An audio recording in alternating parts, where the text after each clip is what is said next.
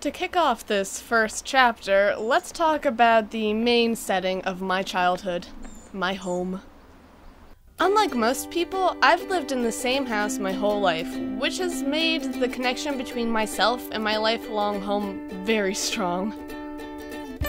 My house is as old as I am, painted a dark blue that people sometimes mistake for black, although I personally do not see it.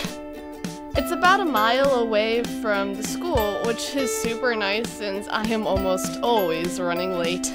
I live so close to the school that it takes me roughly 5 minutes to get there, and sometimes 3 if I'm really pushing it, which is, like I said, most of the time.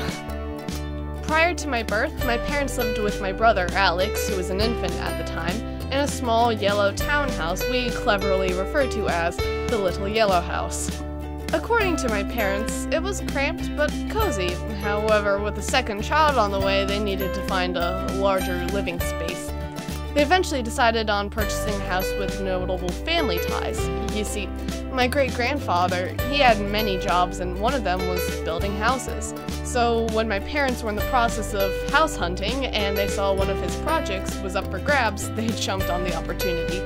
True, the house was bigger, more expensive, and more isolated than they originally were looking for, but there's just something really neat about living in a house built by a relative.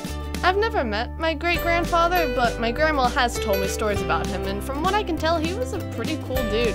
And honestly, living in one of his creations makes me feel strangely close to him. The setting also has its own little advantages. We live atop a tall, winding hill. Perfect for sledding. Plus, the woodsy scenery means we get to see deer, rabbits, and squirrel on a daily basis, and sometimes, if we're lucky, a snake or two.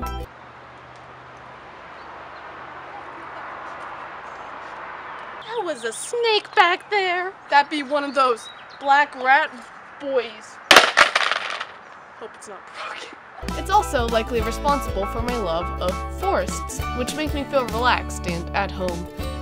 Another fun feature is the creek at the bottom of the hill and across the street, which inspired many childhood summers of exploring with my dad and brother.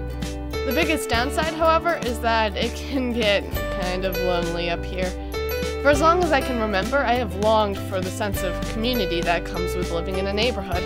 I've envied the kids in movies who grew up with the kids next door, who always had someone across the street to go to whenever they were feeling alone.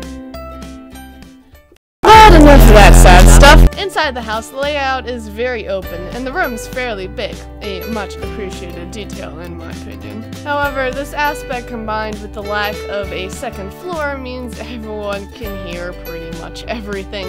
Yes? Can we come down for a second? Yeah, sure. Okay, oh my goodness. The only semi-soundproof area is the basement, where Alex and I would often retreat to talk and watch movies as loudly as we wanted. Unfortunately, ever since he left for college, this has become less frequent. Anyways, all in all, I love my home and am very grateful that I've never had to move.